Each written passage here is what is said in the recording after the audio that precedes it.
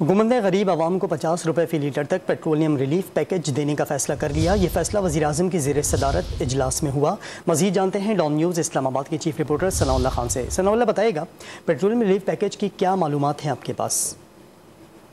دیکھیں، وزیر اعظم یہ کافی دن سے کہہ رہے تھے کہ پیٹرولیم مصنوعات پر سبسڈی دی جائے گی۔ آج وزیر اعظم نے ایک اجلاس کی صدارت کی ہے جس میں وزیر خزانہ، سیکرٹری خزانہ احد چیمہ، اس کے علاوہ طارق باجوہ اور دیگر نے شرکت کی، اور اس میں یہ فیصلہ کیا گیا ہے کہ 50 روپے فی لیٹر تک سبسڈی دی جائے گی، اور اس کے لیے موٹر سائیکل، رکشہ اور 800 سی سی تک کی جتنی گاڑیاں، 800 سی سی یا اس سے کم سی سی کی جو گاڑیاں ہیں ان کو یہ سبسڈی فراہم کی جائے گی۔ اس کا طریقہ کار کیا ہوگا اور اس پر کتنی سبسڈی ٹوٹل حکومت کو برداشت کرنی پڑے گی، یہ معاملات ابھی طے کرنے ہیں، اور یہ بھی طے کرنا ہے کہ یہ کب سے شروع کی جائے گی اور اس کا طریقہ کار کیا ہوگا۔ لیکن اصولی طور پر یہ فیصلہ کیا گیا ہے کہ 50 روپے فی لیٹر تک یہ سبسڈی دی جائے گی۔ ثناء اللہ خان، بہت شکریہ آپ کا۔